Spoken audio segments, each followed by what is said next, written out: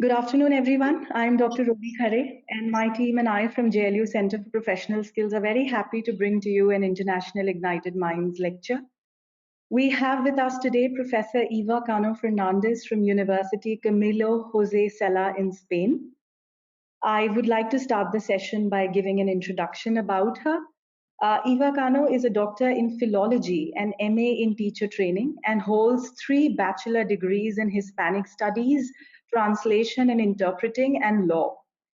She has developed her teaching career at King's College and at University Camilo José Cela, Spain, in the fields of Spanish language and literature, didactics of language teaching, socio-pragmatics, and cultural competence. At University Camilo José Cela, she is the Director of International Relations and of the Language Centre. Her research interests include foreign language teaching methodologies, CLIL, which is Content and Language Integrated Learning, and EMI, English as a Medium of Instruction approaches, along with bilingualism and early acquisition of second languages. She combines her work at the university with interpreting and writing. She currently works as a sworn translator in the Spanish Ministry of Foreign Affairs and Cooperation and collaborates with various national and international law firms. Today, she's going to talk to us about bilingualism and early acquisition of a second language. I would request you, Professor Eva, to please commence and share your insights with us. And once she's done with her session in an hour and 15 minutes from now, we will be happy to take any questions that our audience may have. Over to you, Professor Eva. Thank you very much, Professor Dr. Rowley. It's a pleasure to be here with all of you. Thank you for attending, and I hope the session is useful to you, that you are able to apply it. I know that you all come from various backgrounds, range of backgrounds, from media, commerce, hotel management.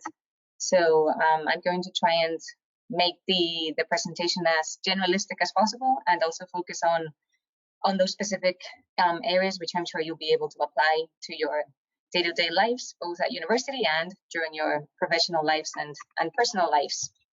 So let's begin. These are the topics I would like to cover today. So we will start talking about second language learning and development, how a second language is acquired. Okay, we will look at some cognitive theories, but really fast, because I agree that theory is not the most attractive and most interesting thing, but just to give you an overview of the main thinkers, the main linguists in the field, so that if you're interested, you can then go in and expand on that information. And then we will look at the bilingual brain, like bilingualism, how it works within the brain, and also a couple of theories that then I would like to hear your opinion on that, on which theory you agree with more, and we can have a discussion at the end, as Dr. Rowley commented.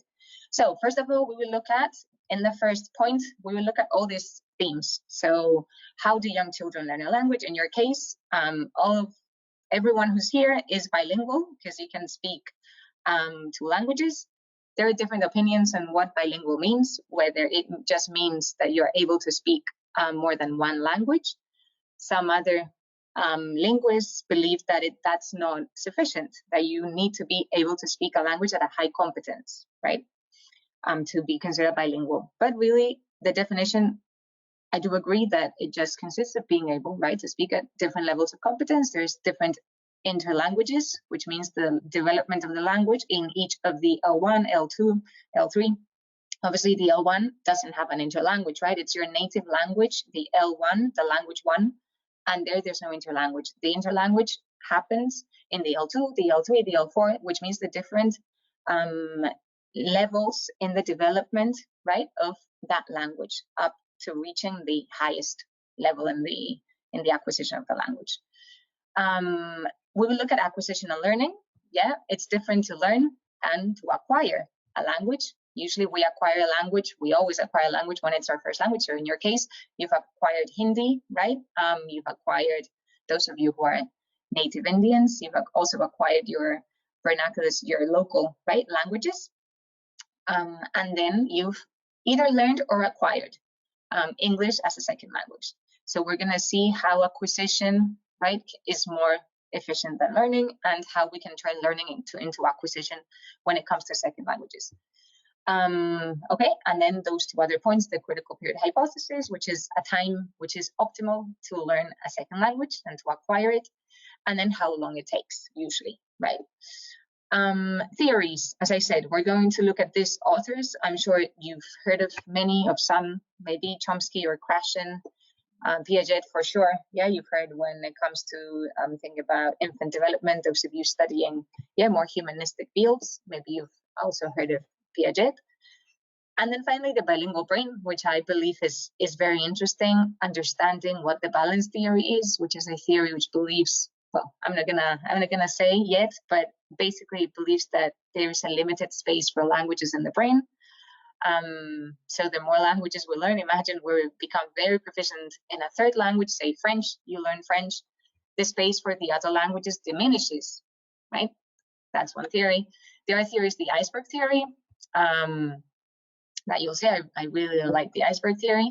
And then my PhD was on reverse transfer. Like that's where most of my papers, the papers I've written are focused on. And I would just very briefly, I'm sharing just one slide with you so that you're aware of reverse transfer and you can correct it in your lives, in your day-to-day lives, because I'm sure that when you're speaking a second language, right, when you're speaking English, for example, or other languages that you speak apart from your two main L1 languages, you transfer, right, features from the L1 languages into that L2, which is not the common thing, right?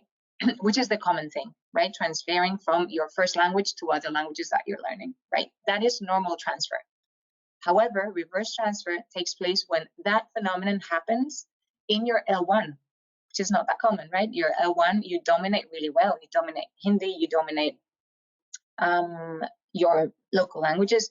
But I'm sure that it's also happened to you that you are studying in English, you're acquiring skills, you're acquiring specific, not only vocabulary, but grammatical constructions, discourse kind of, right, structures that are for sure transferred to your L1 when you're speaking to Hindi or to your local language. And this is a very interesting phenomenon because it shows that skills, right, are interrelated, that what we learn in one language can be perfectly transferred to another. And this links to the iceberg theory. Yeah. And then finally, well, some factors which can influence the acquisition, right, of second languages. Perfect. So let's start. First one, point number one, we are going to consider some considerations about learning and developing second languages. So how do children, maybe this is something that you've thought about, like how did I learn a second language? So we have three main stages in the learning of languages: the beginning stage, emerging, and developing, right? A phenomenon which takes place in the beginning stage, which is something it might scare you, or might have scared you in the past, is the fact that there is a silent period that can go up until 5 months even, which is called the silent period. In the silent period, what happens is that children are absorbing all the knowledge or the language that they're being exposed to, but they are not producing. I'm sure this has happened to you when maybe you're learning, even as adults, you learn a second language or a third language, a fourth language, and there's a period where your mind is working, but you're not able to produce it. Well, this is exacerbated when you're a kid. Young children may spend, say, weeks or months, not producing language. Don't worry, it's not something that we have to be stressed about, okay? Because it's natural. This is documented. It's known as the silent period.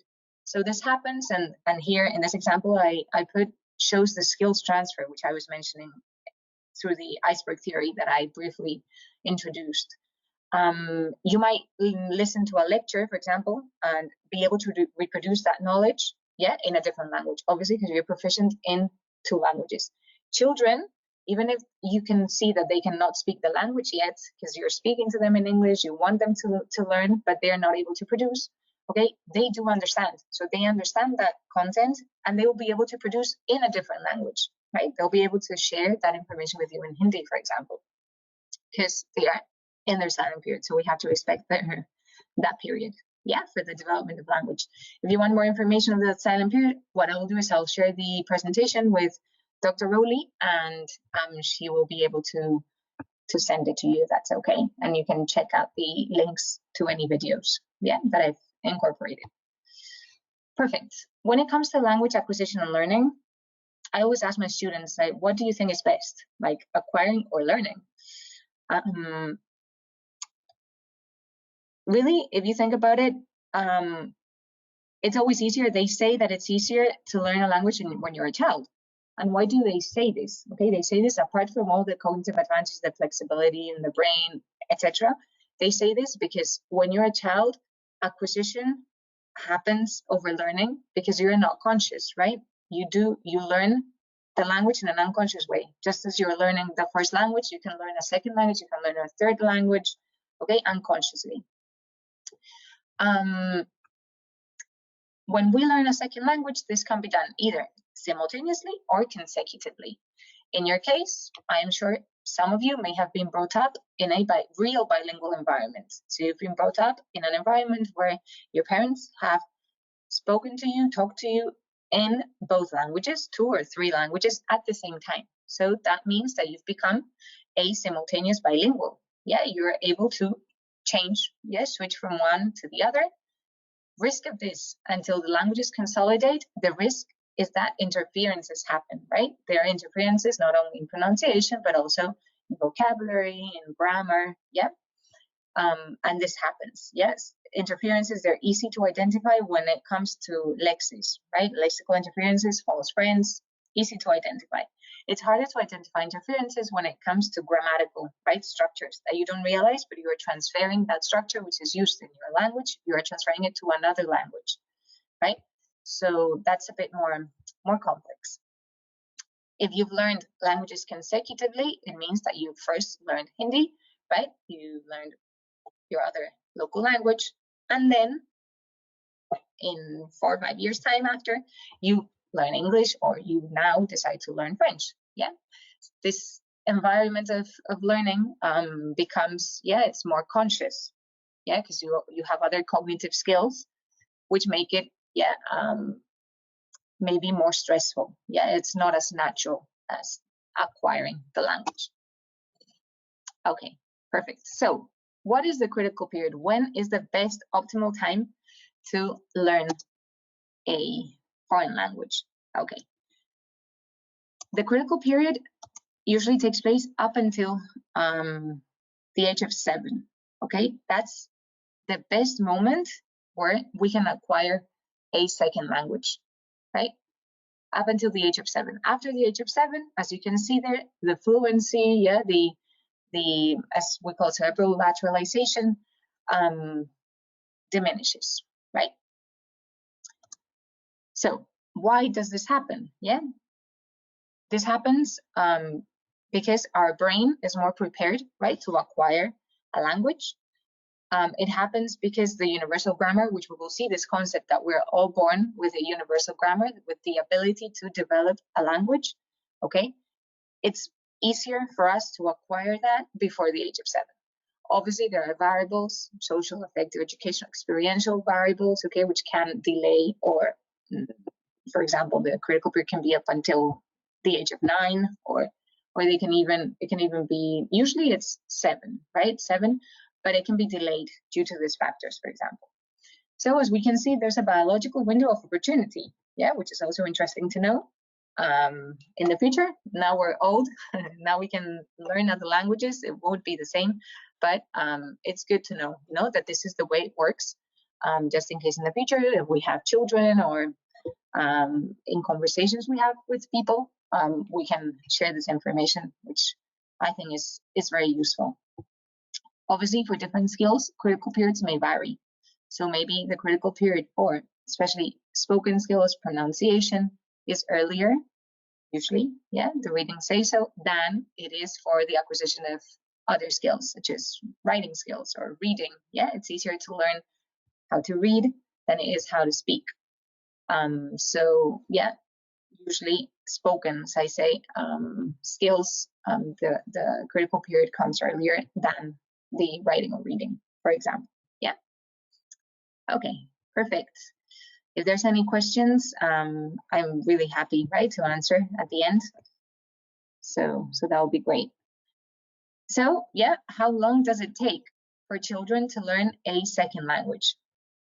They take years. Yeah, this photo is really funny. They take years to learn a second language. In school, usually from 3 to 4 years, okay, they accumulate the L2 vocabulary. So a vocabulary which is comparable to their L1 speaking peers. So you would accumulate, yeah, during 3-4 years, the vocabulary in English, for example, which would be equivalent to English speaking, yeah, natives. And then it takes from 5 to 7 years in school to master the complex academic skills in the L2. Yeah, so academic skills take longer. Yeah, so it takes a while. That's why it's important to start from a very young age. Okay, perfect. Moving on, we're going to touch now on cognitive theories, right? As we mentioned, we have these authors. They are all very interesting. And I'm going to just share with you some brief information of each one. Yeah. So we're going to look at them, especially to answer how do we learn or how do we acquire a second language. They all, from their point of view, give us an answer. Yeah. So first things first, we need to understand what cognition is. Okay, we're going to look at cognitive theories, but what does it mean? Yeah, cognition, you know, it comes from the Latin verb cognosco, yeah, which means to know. Yeah.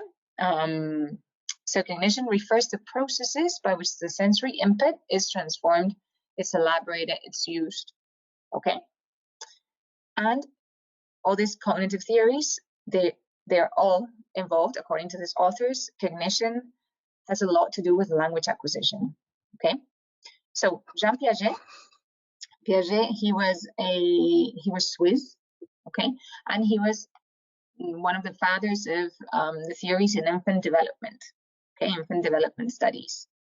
He believes that children are active learners, they're active thinkers, they're sense makers. So they understand what happens around them and they make sense of it, right? They try to understand everything. They try to solve problems interacting with what is surrounding them, yeah, with the environment. And that way they, step by step, through this experiential learning, they construct their own knowledge. So there are two adaptive processes which take place, according to Piaget. One is assimilation and one is accommodation. In assimilation, the child doesn't do much, right? The child doesn't change, it just accepts what he sees. In accommodation involves a child adjusting to the environment, okay? And then restructuring comes from accommodation, right? Sometimes there's the need of reorganizing the mental representation of a language. So accommodation gives way to restructuring, okay? According to Piaget, language acquisition is a cognitive process that follows child development. Yeah, so it's linked to cognitive development. So the child, when the child understands more concepts, yeah, he understands, for example, the concepts of size, the concepts of comparing one thing as opposed to the other, yeah, he will be able to produce language which refers to these realities, right? Which, in order to refer to this concept, so he can say, this car is bigger than the other. It doesn't make sense teaching a child how we express comparatives, for example, saying this, er, the suffix er, and then than, the other objects, if he doesn't understand the concept, right, of size, what is big, what's small, and then two things compared, yeah? So it's linked, right? Language development is linked to the cognitive development, to the cognition that the child develops, right? And that is why he thinks that children learn to talk naturally without any deliberate teaching by adults, because it will come naturally as they interact with the world, they interact with the environment, they're in contact with those realities, and then they're able to work, they're able to speak, yeah?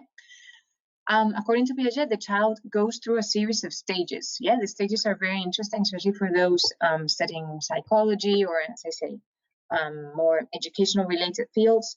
They're very interesting. child goes through those stages from 0 to 2 years, the sensory motor stage, pre-operational, concrete operational, and formal operation, right? So in each of the stages, the child is going to be capable of a specific type of thinking, and therefore of developing a specific type of language. For example, in this first stage, in the sensory motor, this first stage, the child is discovering the world, right? I'm sure you've had the experience of having babies in front of you, and the object permanence theory, like being their object permanence. Basically, the baby or the young kid, they see you, and if they don't see you anymore, they think you've disappeared. Imagine you put a barrier, like here, he's sitting the teddy bear, he's playing with the teddy bear, and suddenly this barrier comes in front, and he thinks the teddy bear has disappeared. Okay, he cannot imagine that it's still there. The thing is that he cannot see it. Okay, so during 0 to 2 years, they develop the concept of object permanence. Like the objects continue to exist even if they cannot be observed, even if they cannot be touched, heard, sensed in a way, right? So this is why they start discovering the world through motor contact, right? As I say, during these years, they start developing this object permanence. For example, they can differentiate themselves from other people and from other objects, right? So the parent, for example, says, "Where's the ball?" And the child points right to the ball. "And where's Tommy?" And he points to himself. Yes, he's called Tommy. So that's fantastic. Yeah, this is when he starts differentiating people, right, through motor contact. And here, very interesting, a language method in order to teach languages applies, and it's the best kind of method, the best teaching method which can apply at this very young age, which is called the total physical response.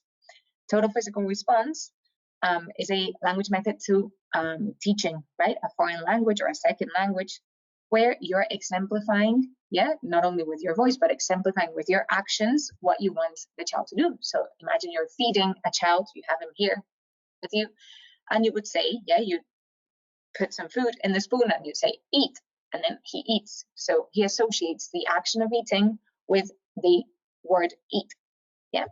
So that's called total physical response. It's used in many classrooms, especially when they're kids, you know, with many songs. I'm sure some of you have learned for sure a second language, yeah, with songs, head, shoulders, knees and toes, right? And you associate, you touch your shoulders, and yeah, you sing, and it's action driven. So yeah, this is ideal at that time.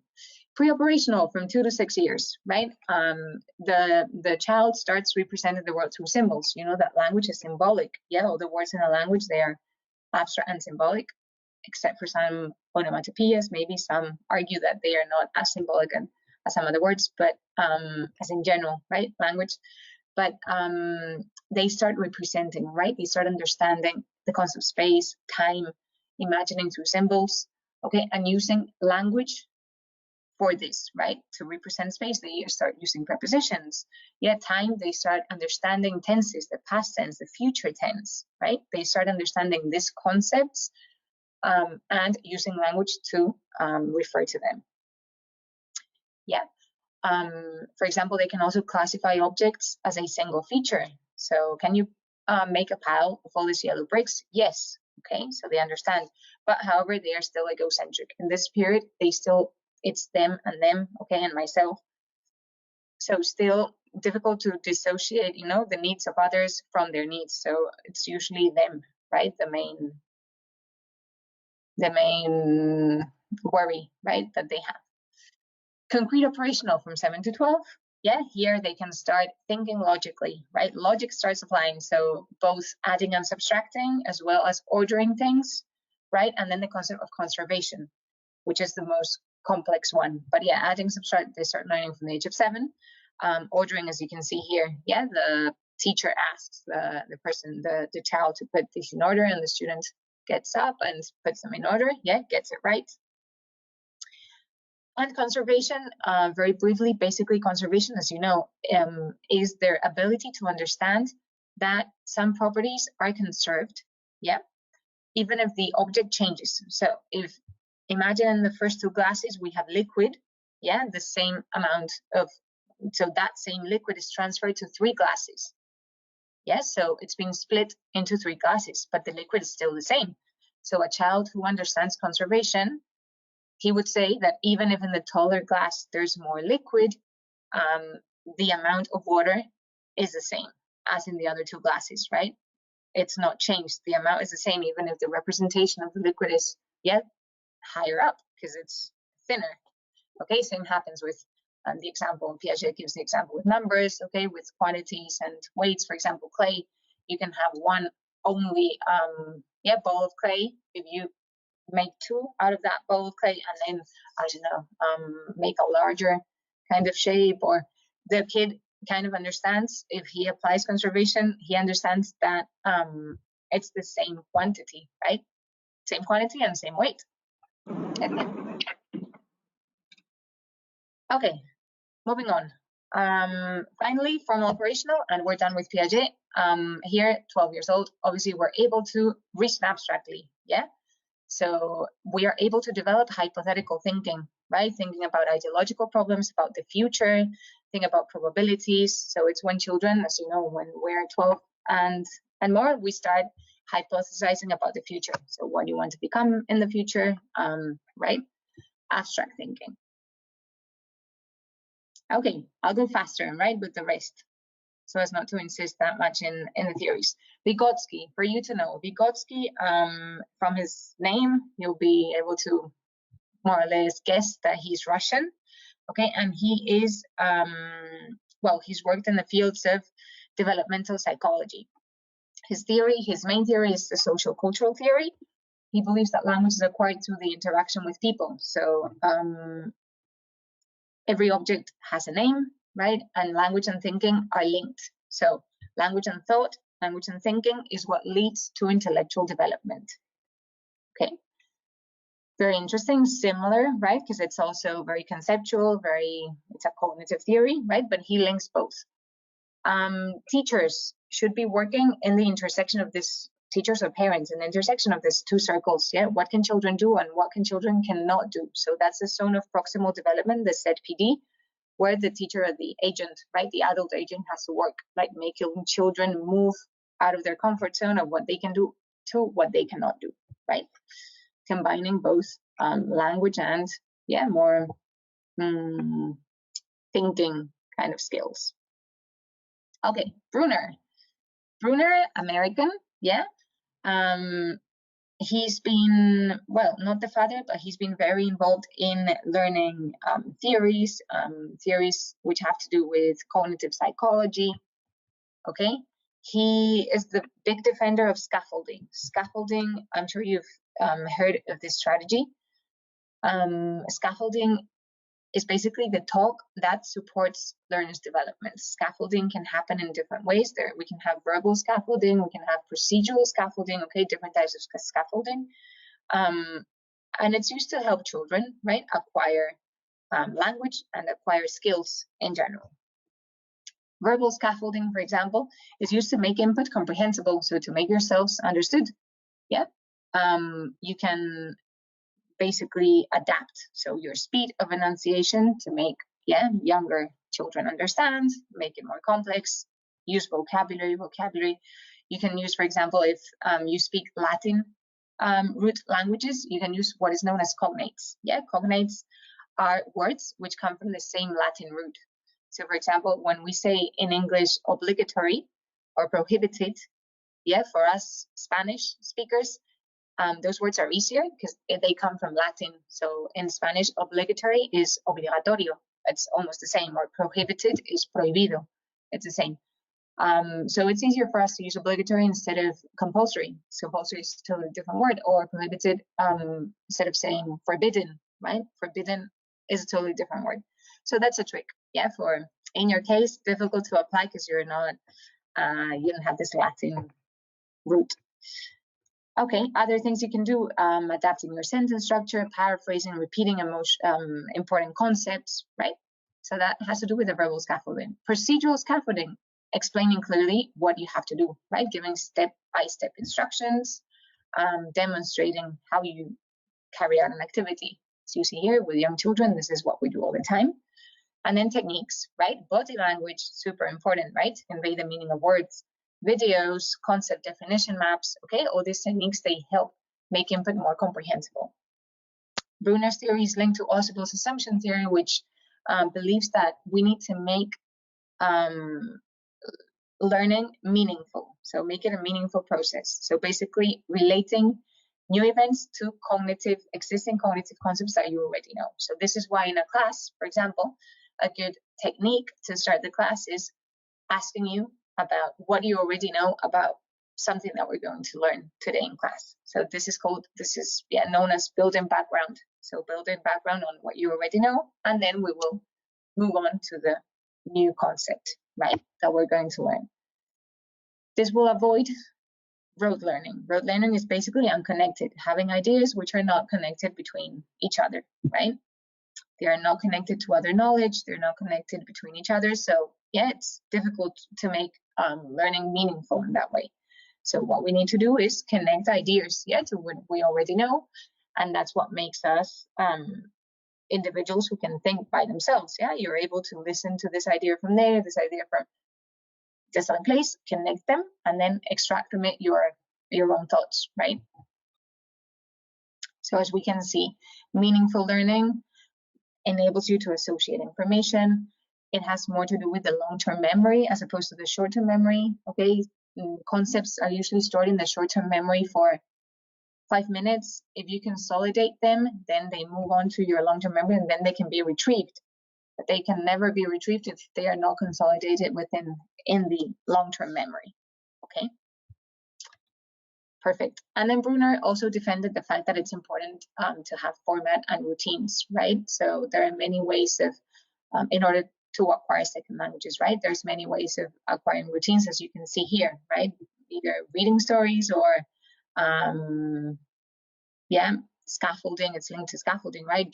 Helping them do what they cannot do, and then helping them move out of their comfort zone towards the zone of proximal development, etc.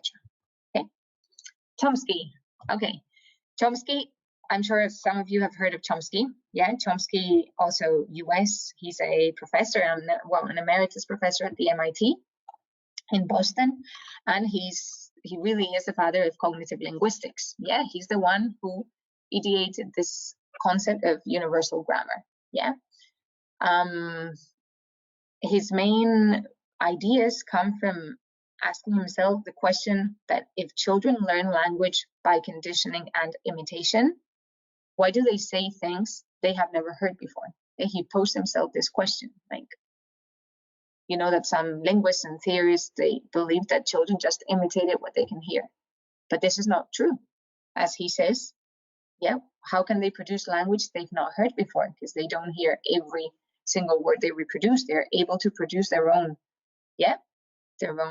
language. They're able to conjugate verbs without someone teach them how to conjugate, right, a verb. And they're able to do this not only in one language, but in many languages.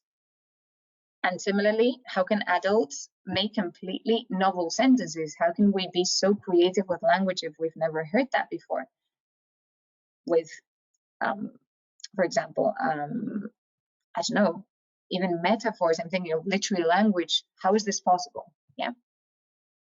So this is possible because there is a universal grammar that we all have in our brain. We're all born with this universal grammar, which is basically, they are basically rules of grammar, okay, that are hardwired into our brain. We're born with them, and they manifest without being taught. Yeah, there are a set of principles and parameters which are there, and they activate when you're a kid, and they can activate in any language. So that's why it's not called universal language, it's universal grammar. Yeah, it's this set of principles and parameters which activate, and it can activate, as I say, in any language or in many languages simultaneously. Yeah, this is a joke. I'll leave it there so that you can read it later if you want. Okay, as I say, children, they are born with this inherited ability, yeah, to learn, to acquire any human language. And what I was telling you that they have in their brain is this, what we call the language acquisition device. or the LAD, the LAD, which encodes the major principles of the structure of languages. These principles and parameters, they are in the LAD, within the LAD. And it encodes, those, and they're all shared common general principles. So children have, the only thing they have to do is then to feed, those general principles and parameters with specific, what we say superficial items, which are vocabulary. There are specific linguistic structures. They apply, so the structure that they have, they apply it to form specific sentences and the specific grammar rules in each language, right? But there's an underlying grammar there that enables them to do that. Evidences, okay, you might say, well, we don't know this is true. Like, what are the evidences that you have to say this? Chomsky had to say this. One is the fact that, if you think about it, children, when they learn, right, to speak, they never make syntactical errors, right? When they learn to speak their L1, they get their subject, verb, object combination right. They don't put the object before the subject, or the verb at the beginning of the sentence. They get it right. If an adult says deliberately a sentence which is incorrect, the child would notice, right? The child notices why are you speaking that way, right? He realizes that it's wrong. And then the child also is creative in the individual development of vocabulary and of sentences. So he makes mistakes. And it's fantastic when you hear a child make a mistake and say, for example, I drew this beautiful painting of my friend instead of I drew. It means that the child knows that he has to apply the ED rule to make the past tense. Okay, so it's not just imitation, because he's never listened to draw, never. Okay, so he's applying the rule. Here I put some examples for you to understand the concept. So it's a conversation between a parent and a child, right? The parent says, what did you do today? And the child answers, me draw a cat.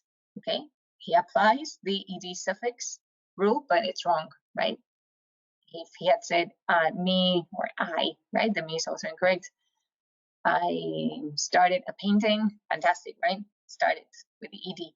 It's a regular verb, but draw is irregular, so he got it wrong. And then the dad corrects, you drew a cat. Okay, he corrects, draw for drew. And then the child understands and says yes.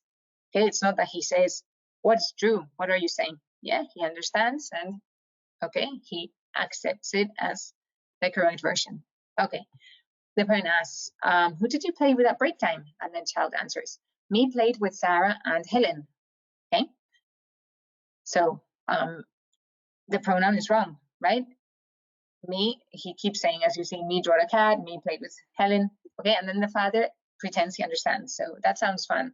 That sounds fun. Now, what do you want for dinner? And the child understands the mistake is sound. It sounds, but he understands. Okay.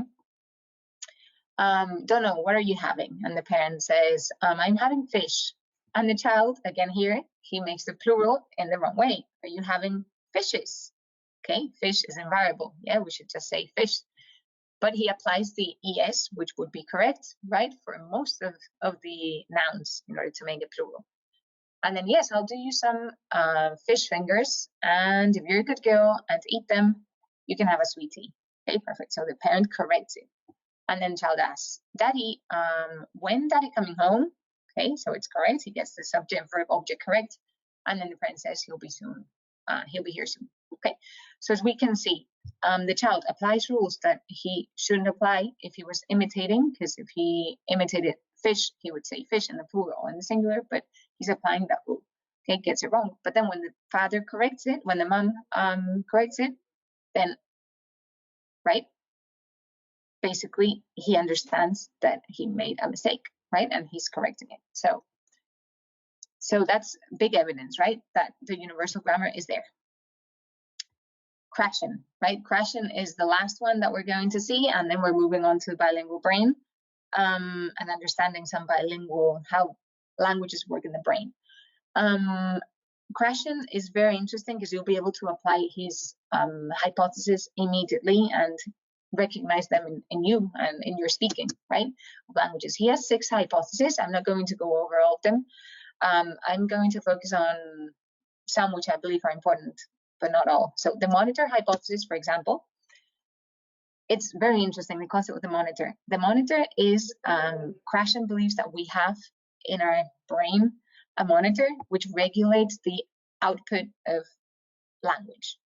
So now that I'm speaking, I am regulating, right, the way I'm speaking. So my brain is regulating the grammar I'm using, the speed of my enunciation.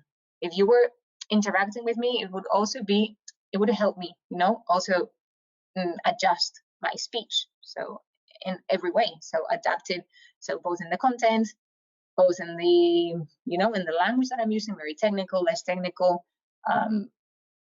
So my brain would be working more if I had your interaction. Now that I don't have it, okay, it's automatically, individually thinking about that, thinking about the grammar I'm using, if I'm using it correctly or not. It's thinking about the fluency, right?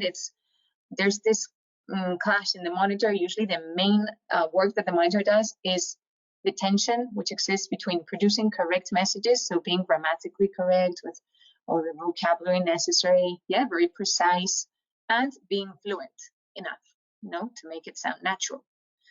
So I'm sure you have the experience of sometimes wanting to be more fluent, like wanting to speak more and wanting to, but the monitor acting, yeah, really intensely and inhibiting you from doing that, right? Restricting you from expressing yourself freely because you're thinking too much of, oof, am I using the verbs correct? Oh, was this a passive? Did I use the comparative well? Did I? Okay. It enables you to self-correct yourself. So sometimes you realize when you're speaking that you're making a mistake, and simultaneously it helps you correct that mistake. So yeah, that's why it's very tiring to speak a foreign language if it's not acquired properly from a young age, you know, and if you don't dominate it so well that it's almost like you're L1. Yeah. So the monitor is very interesting. Think when you're speaking, I'm sure sometimes you're speaking very fluently, very fast, making lots of mistakes. That means that you're ignoring the monitor completely. Okay, so try and listen to the monitor, but don't let it like ruin the conversation, because sometimes you just cannot express yourself because you're too worried of expressing yourself properly and clearly. Yeah. Input hypothesis question is a defender that we need to be exposed to language, which is one level above, yeah, one step beyond our current level. Yeah, so input should be, see here, it should be I+1, so input +1. So it should contain forms which are one level of linguistic complexity beyond your level in order to challenge the development of your L2, okay? I agree with this. Yeah, this is why we should be reading or listening to TV series without subtitles in English to force ourselves, right, to acquire the language properly. And then the natural order hypothesis links very well with Chomsky's universal grammar, but it has more to do with the fact that we acquire specific grammatical structures in a natural order. So this means that we are firstly going to acquire the concept of verb tenses before the concept of superlatives or comparatives. Okay, it's a natural order that we acquire. For example, grammar or vocabulary versus grammar. Yeah, vocabulary usually comes before certain grammar structures which are more complex, etc. Right? And then affective filter. I'm sure that you've been in situations where learning a foreign language has provoked stress, right, anxiety. So it's important that you create an atmosphere, right, that in language class, for example, when you're improving your skills in English, that the atmosphere is friendly, you know, that you don't feel stressed, because this affective filter may make you may place a barrier and may make you not acquire the language as smoothly as you would. Yeah. Okay, perfect. So hopefully this hypothesis, you've had experience yourself with them, and now that usually when we are aware of things, we're able to deactivate them. So when we're aware of the monitor, we'll say, monitor, go away. Yeah, or if we're aware of the input, like this is not helping me because it's too easy, too simple for me, try and go a step beyond. That's the input, right? Hypothesis, etc. Okay, so the bilingual brain. Yeah, we're going to focus now on the on this theories that I was sharing with you at the beginning, which I would like to also hear what your thoughts are concerning the balance, right? The balance theory, the iceberg theory, and then concepts like reverse transfer and some factors which influence second language acquisition. Yeah. The balance theory is a theory which is illustrated with two balloons. Okay, imagine your brain and you have two balloons, which can become 3, 4, 5, okay, depending on the amount of languages that you speak. And it represents, each balloon represents the proficiency in each language. So in your case, you would have, right, 3 generally. So you'll have the L1, right? You'll have the L2, and you will have the L3, or 2 L1s and 1 L2, right? Because Hindi and your local language would be equally, right? The proficiency is equal in both. And then the L2 will be English. Okay, here, the concept that we have here is the separate underlying proficiency. So there is an underlying proficiency, but it's separate from one language to the other, right? Skills don't interconnect. They're in separate balloons, as we can see here.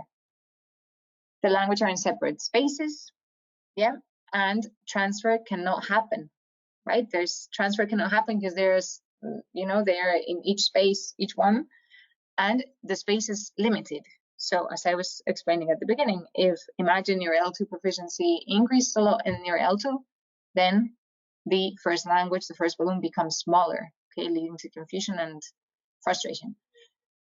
You might think that it's happened to you. Maybe you have this feeling that as your L2 improves, as you speak more and more in English, you're less capable of speaking in Hindi, for example, or speaking in your other language. This can be a feeling, okay? I'm sure you've had this feeling, but it's due to something else, according to what I believe and what I've researched. Okay, it's due to a phenomenon that we'll see later, which is called attrition. Okay, attrition, L1 attrition. We'll see later this phenomenon, but it doesn't have to do with, I believe, with this theory of the separate balloons. The theory is there. We can believe or not in it, but hopefully I can share with you the iceberg theory, and I hope it's more credible to you. So some problems which I see to this theory, right?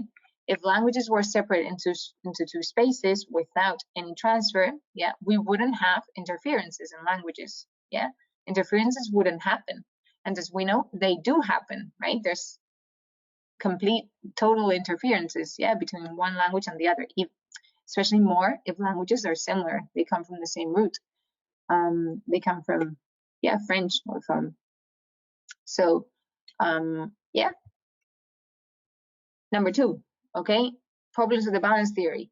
We wouldn't use knowledge that we acquire in one language in the other because they would be completely separate balloons, right? If I learn something in English, if I learn, for example, maths in English or in Spanish, I wouldn't be able to transfer this knowledge into English, okay, according to this theory. But the reality is that I can, right? I can transfer this knowledge. Now I'm explaining this to you in English, and when you go home and you share this experience to a friend or a family member, you will be able to do so in a different language, okay? This means that we can transfer this knowledge, even if it's conveyed in a specific language.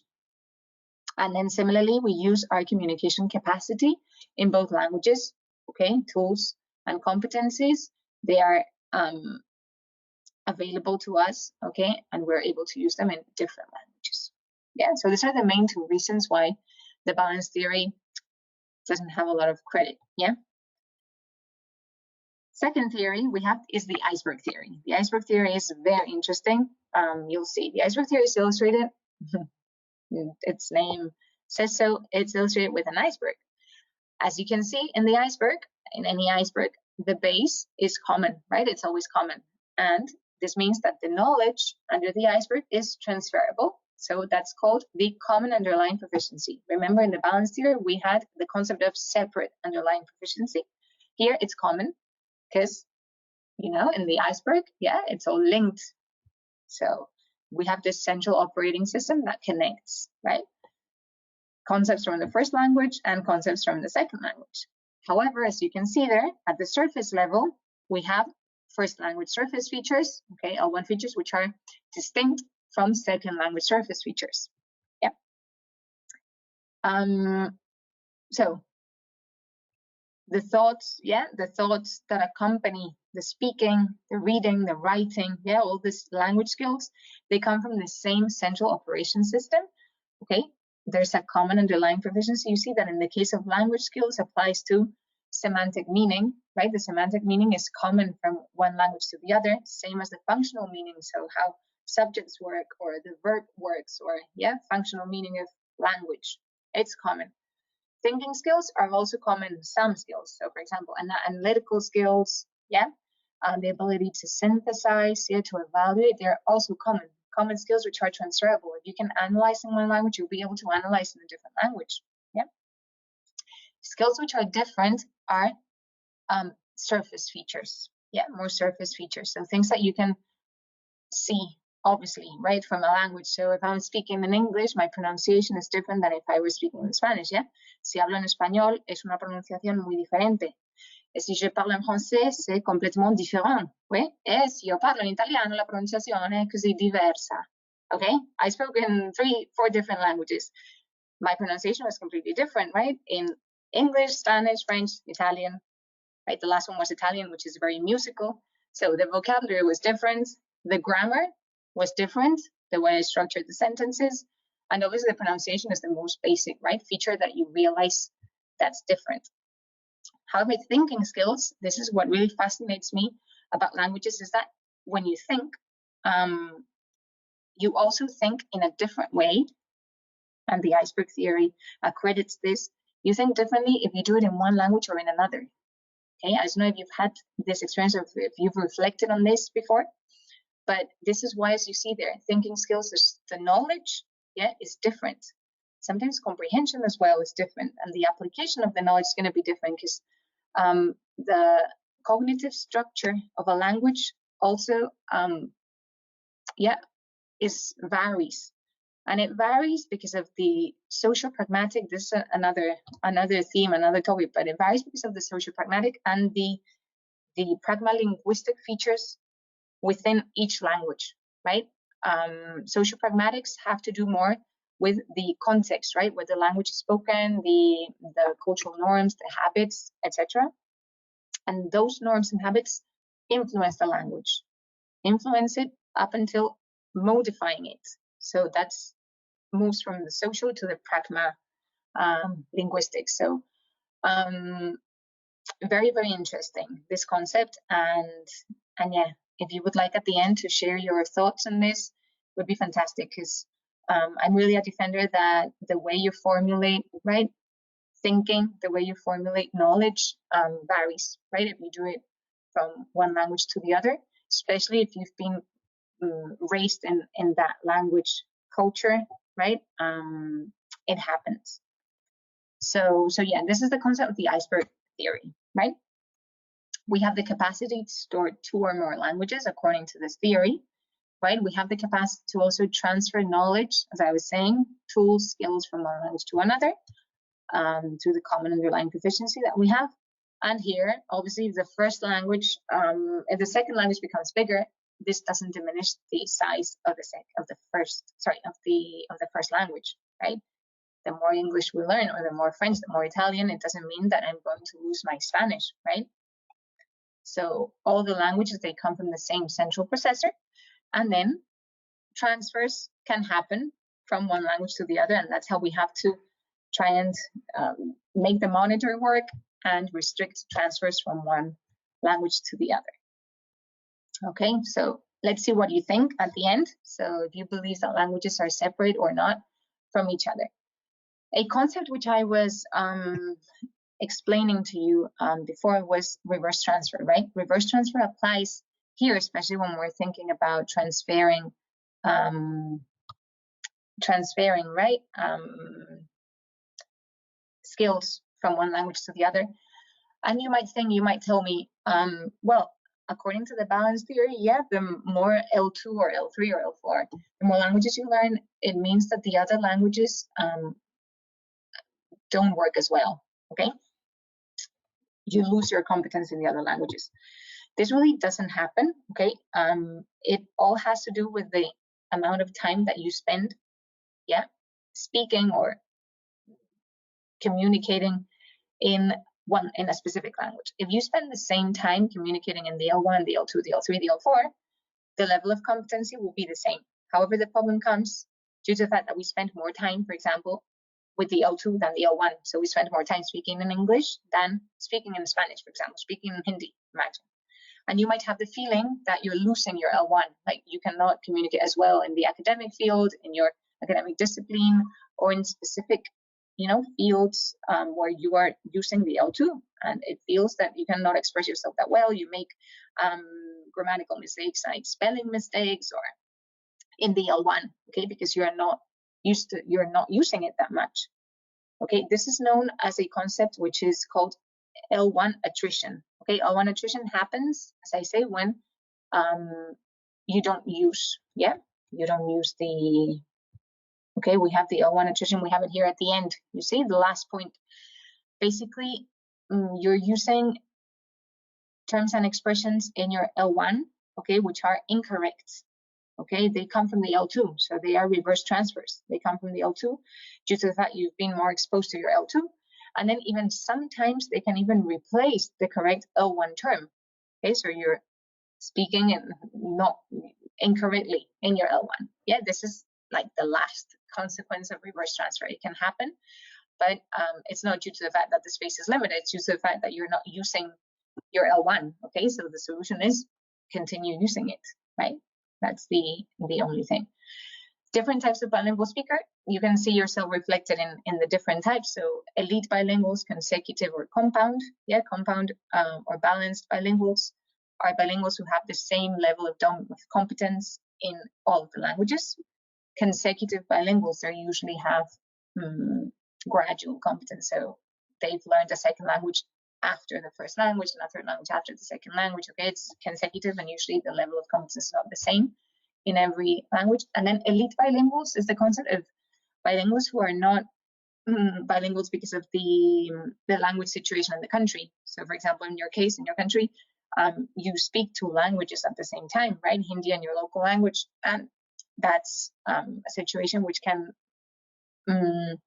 lead to diglossia, for example, situations where one language has more dominance or rather in the public sphere, so administrative level, government level, etc., and the other language is used more in colloquial atmospheres or more family restricted situations. Okay, but elite bilinguals, when you're an elite bilingual, that phenomenon doesn't apply. Okay, social phenomenon, they don't apply.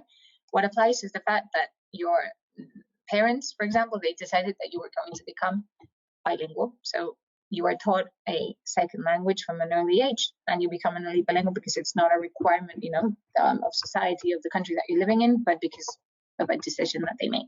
That's the concept of elite bilinguals. So this is what I wanted to share with you concerning reverse transfer. I'm not going to go into the details. The interesting thing about transfer is the fact that when we dominate different languages, we activate, even if we don't realize through the monitor, we activate what is called as inhibitory control development, right? Which is the ability, the two languages, they're working at the same time. They're active, okay? When I'm speaking in English, my Spanish and my French, my Italian, okay, they're all active in my brain. But what I'm doing is that I'm deactivating, okay? In the case of Spanish, it's my stronger language. So I'm having more influence of that language when I speak in English than Italian, which is I don't have such a high level of competence than obviously in Spanish, which is my first language. So all of them, they're active. And what I'm doing when I speak in English is that I'm deactivating the lexical nodes. They're also called lemmas. I'm deactivating them so as to produce only in English, right? So that there is no competition. There's actually a lot of competition, but in my monitor, I'm deactivating those words, those syntactic constructions, and focusing only on the ones that I want to produce. Okay.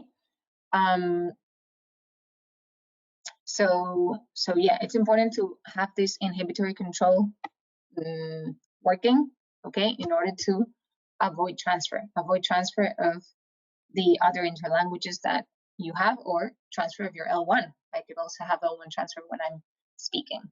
Yeah. Okay. And then we have some factors, right? Factors influencing second language acquisition. This is the last point. At the end, I run through. I thought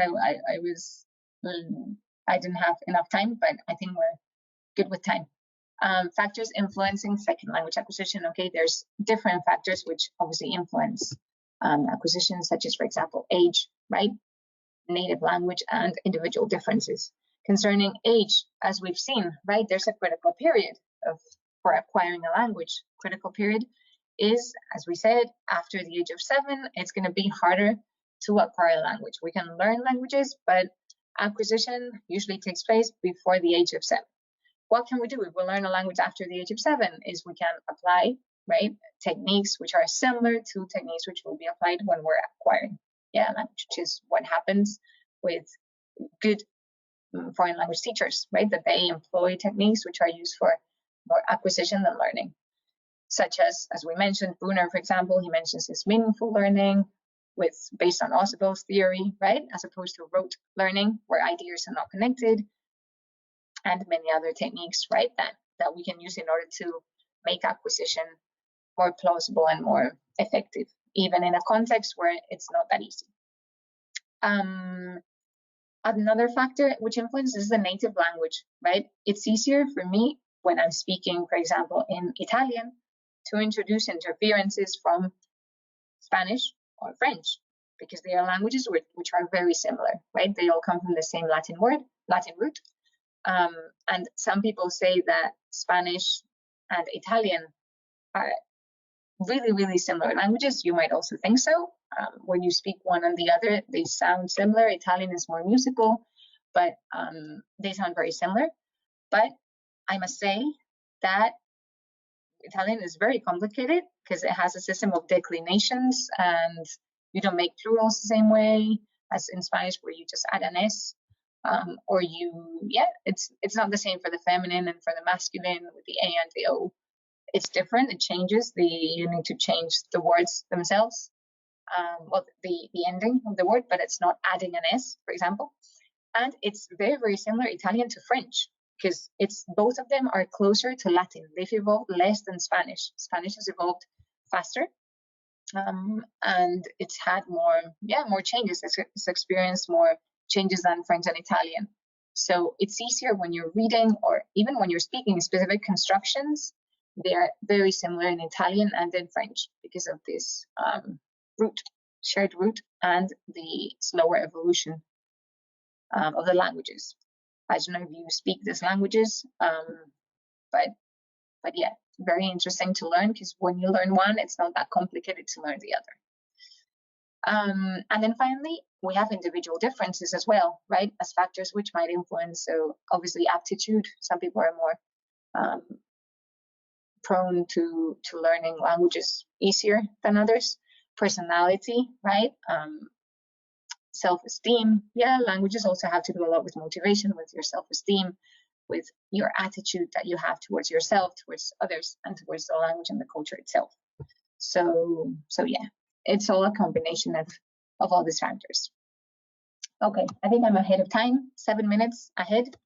But yeah, now the most interesting part. I would be very happy to listen to you, to your views, ideas, and any questions that you might have. I'm more than happy to answer. Yeah. Thank you. Thank you so much. Thank you so much, Professor Eva. That was very interesting. I have quite a few questions to put to you from my students. I'll begin with an observation that one of my students has shared with me. She's a media and communication student, and she says that she has thoughts on the iceberg theory, and she says that she is a bilingual herself, and she kind of keeps practicing her L1 and L2 consciously and unconsciously as well, because she's surrounded with the language, and she feels that one does not really interfere with the other, and she's able to practice both the languages in a very, very natural fashion. And she also says that when she translates concepts from one to the other, that also actually helps her in becoming better with the language that she's practicing. Mm-hmm. Okay, fantastic. Yeah, totally agree. Is her languages, the languages you speak, they are Hindi or any other European language? No, not European language, but Hindi and English. Yeah. Okay. And but at times, we do discourage translation as a way of learning a language. So, how far do you think that it actually interferes in a negative fashion? Translation, right? This is one of the older methods, as you know. In language teaching, there's many methods. As I mentioned, the TPR. There's the community approach, many communicative approach. I think the translation method is the one which is most opposed, right, to communication, really, and to understanding the language itself. So it's focusing only on syntax, on transferring just the word itself, but not taking into consideration many other factors of the language. So I believe that the translation, I think it's called the grammar translation method. That method, it was used back in the 70s, right? It was used all times that our parents and grandparents, they were taught languages, just translating word for word. And I mean, nowadays, language, as we've seen, has much more to do than simply transferring transferring words from one language to the other. It's more the concept that you have to understand. So sometimes the word doesn't translate exactly the same, and you need to understand the idea and then the usefulness of it, because we learn a language to communicate, right? Not to just translate sentences. So giving it an application. That's why I think that over the 90s, more communicative approaches and methods developed, and now they've stayed, thankfully. So there's a totally different. In Spain, you know that in Spain we've not been in the avant-garde, we've not been, how can I say, like the first ones to initiate the movement towards communicative approaches to learning languages. We've been quite slow compared to other European countries, but around the year 2000 we started towards this move, where we've been in the schools in Spain incorporating the teaching of English within content, so within science, mathematics. But if you think about it, this wasn't the year 2003, but in Finland they had been doing this since the 80s. So it's really the way that language really acquires it's meaningful, that you're using it to share knowledge, right? Not using it just to learn the grammatical constructions and the comparatives and all the grammar rules, but really making it useful. Right. So, but as I said, it stayed. And now we're using those approaches in all infant, primary, secondary schools, universities. Yeah. So, sometimes it's difficult for adults to acquire a language, so something which they've not been initiated into from a very young age. So what is it that the adult set of students can very, very specifically do in order to naturally, acquire a language so that it becomes a way of their thought process and a way of exchanging meanings? Mm-hmm. Yeah, this is like the question we would all like. I always like to continue learning more and more languages. And the key, I think, to it is, for me, the factors that I mentioned at the end, one of the main factors is a personal factor. So it's the motivation you have. Obviously, the aptitude. Some people, as we'll know, are more, their brain, right, is more prepared for this type of learning than others. But if we have the motivation, we have the attitude, the interest, I think that's the main thing that has to be there. Once we have it, we should expose ourselves to the language. So as we are saying, avoiding all the grammar translation kind of methods to teaching, expose ourselves to the culture, right? If we can travel to that country, or we can now that we cannot travel as easily for some years, what we can do is obviously expose ourselves to real language, right? So either through, I don't know, the internet, TV series, yeah, so exposing to the spoken skills, very important. And then obviously also reading, yeah, I think it's mainly the exposure, right, to the language. And then if we are attending classes, making sure that those classes, they adopt approaches which are communicative, which make us from day one speak, make us from day one, right, understand the culture behind that language, the traditions behind that language. I think that's what really makes, at least myself, makes me feel attracted to the language and wanting to learn more and more. Right. So in a way, so in a way that, the fact that we are connected with each other so much and there's a lot of media that's available to different sets of people has kind of encouraged interest in language and language learning as well. Exactly. Yeah. Yeah. But then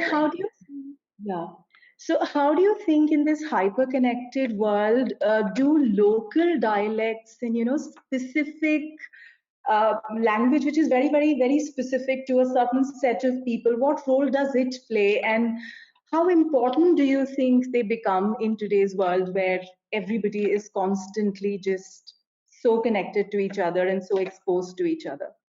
I believe I would like to hear the reality in India, but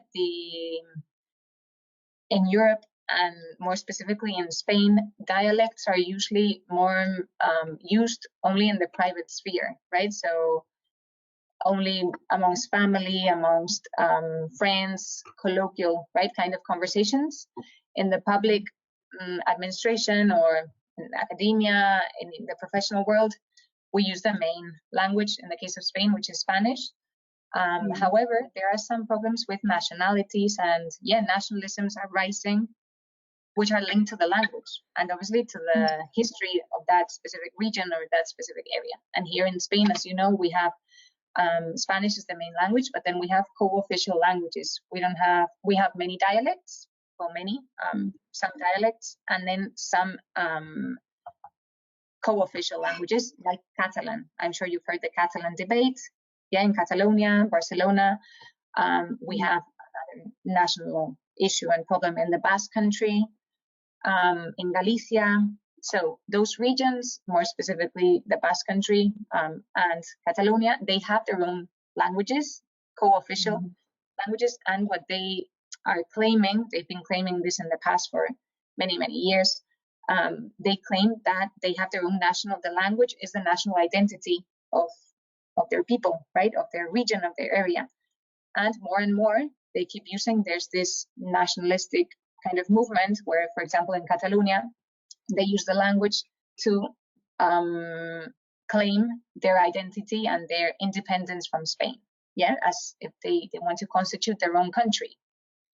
And this, at the end of the day, is a shame, right? Because Spain is very diverse. It's a very diverse country made up of the history of all those different regions that make Spain as diverse and interesting as a country as it is. And then it also restricts what I think these people don't realize is that we feel really proud of belonging. Me as a person living in Madrid, I feel very proud of all these different traditions, these different languages, these different cultural components that make my country. The problem is that they become very restrictive. So in the sense that I cannot freely move to Catalonia, for example, to work at a university because they would make me speak Catalan. And I don't speak this language. I don't know how to speak this language. And it's unfair because they can come to Madrid, they can leave their region, Catalonia, and they can work in all the other regions in Spain. But we cannot enter there. Obviously, there are some universities, some private universities, which they use Spanish. But in most of them, they've transferred what I was explaining. This language is used more in the private field since they've become, right, in the family kind of field, they've become national co-official languages. What they're doing is that they're using them as such. and it restricts some, I believe, which are rights, which is the freedom of workers, right, even within your own country, which is not, it's not possible. And this is a big problem. In India, the situation obviously in each country is different, but same happens, for example, in Germany and France with some of their regional languages. It's not as harsh and complicated as in Spain because they don't use them, for work in the professional field. But sometimes it's difficult to communicate because there are some people who associate them as to claim for other political reasons or benefits that they want to gain. They use the language for that. Right. And in order to avoid this becoming a restriction, it's important that we have a common language, and it is encouraged. I have another question from a student who wants to understand that since all of us have a common underlying proficiency, does it really get harder to access it as we get older? And how does that factor into the difficulty in learning a language as we become older? No, I don't believe it's harder. Really, the common underlying proficiency, it activates, it's there, and it's active. It's ready to be, it's not active, it's ready to be activated. So as soon as we learn a different language, we're able to unconsciously, this happens unconsciously, to transfer the skills, right, from one language to the other. So transfer specific, as I was saying, so synthesis skills. So for example, if I listen to a film, I watch a film in English, I would be able to, with the limited vocabulary that I have, for example, in a new language that I'm learning, say German, I would be able to explain and synthesize that information into French, because those synthesis, for example, skills, they transfer. I wouldn't be able to do it with the surface features that we saw, like vocabulary or more specific, grammar constructions, which are only applicable to that language. So I'll be able to do it in a limited way.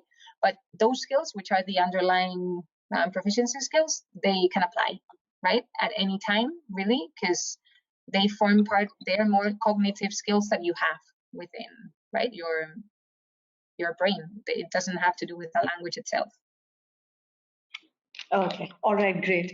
Is there a very specific way to measure language proficiency? I mean, when we look at acquisition of language, is there a way to say that, yes, the acquisitions really happened in an optimal way, and can we, somehow gauge whether the language has been absorbed and internalized like a native speaker? I would love to know the answer to this question. I really think it's something we have to work on, because we tend to be really focused on, let's measure the level of language. How can we do this? We have so many certifications from Cambridge, from, I don't know, Trinity, from Catman, all the certifications in English, for example. And does it really measure the level of competence, right? Because sometimes we're just preparing for the exam techniques. We're just preparing for that specific test and seeing what they're going to ask me, and that's going to tell me if I have a C2 or I have a lower level. I think it's more complex. Evaluative systems should develop, and we should have a way to measure, which from what I know is not ready today. Like I think we should work, but also from different fields, right? From different disciplines, not only from the language kind of field, but also maybe have people involved, because as we've seen, like bilingualism also involves other professionals from psychology, professionals from other fields, more educational fields, not only linguistic or more philological aspects. So a debate should be going on. It should be great to initiate this debate and see how we could evaluate these competencies and these skills. Sometimes we can evaluate the end product, right? And an exam is perfect to evaluate the end product. Cambridge exam, the use of English, the reading, but then all these skills, and then what are the skills that we've acquired? Also, what competencies do we want to evaluate in the language? We might have ideas, but I think with this is the debate we should be having. Like, how can we really say, as I was saying, that a person is a compound or a balanced bilingual and not a consecutive bilingual? Because maybe consecutive bilinguals, they have the best domain, you know, in the grammar, and they get the best marks, but then they're not able to really grasp the more cultural aspects of the language. They're not able to interact with a person from that country in an appropriate way, makes them feel uncomfortable, but then their proficiency in terms of grammar is perfect. Right. And that, you're saying, that is not being completely bilingual, right? Or proficient or bilingual, yes, but you know what I mean, like comprehensively embracing the language and the culture. Right. So perhaps it's better for learners to focus more on understanding and transference of meaning rather than the accuracy of a language. Yeah, I believe both are necessary, right? Accuracy has to be there, but then, transfer of meaning, transfer of culture, it's very, very important. All right, I have time for just one last question. In your experience, how far have you seen the critical period hypothesis to actually have been true for learners? I have seen it. I've worked in the both in primary, secondary, and now in higher education, and I've been exposed and seen many schools that haven't taken this into account, and then we've had problems with implementing. Like, the problem is trying to implement this acquisition techniques when it's too late. Sometimes it's been too late, and it's really a biological question, that it's the window of opportunity, as I was saying. Like, the brain is more prepared, it's more flexible, right, when you are before the age of 7.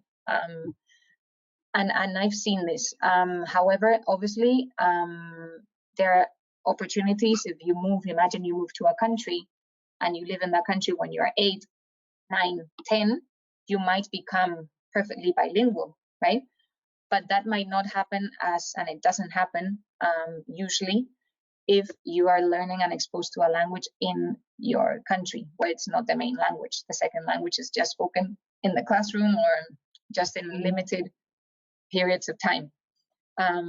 So yeah, I do believe in the critical period. It's had many recently, like many critics and people are starting to disagree with this period of time, saying that it's very limited and restricted, and that there's many factors also involved. But yeah, I do believe that, you know, in general terms, there's an age where we are more prepared, as with anything, right? We're more prepared to learn, and when it comes to languages, when it comes to music, right, it's specific knowledge which is easier to acquire, skills which are easier to acquire.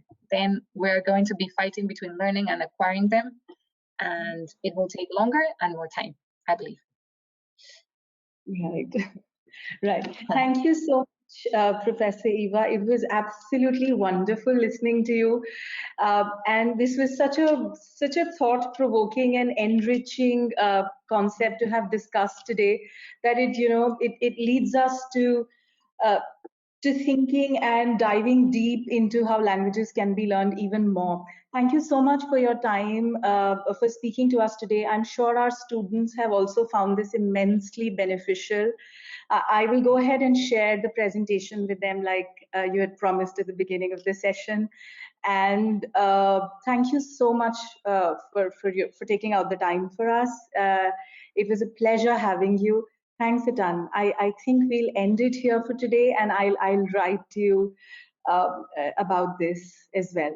Thank you so much for your time. I hope you've also enjoyed interacting with our students here today. Thank you so much. Thank you all for attending. Thank you so much. And thank you to all the students for attending. It's been a pleasure. Thanks.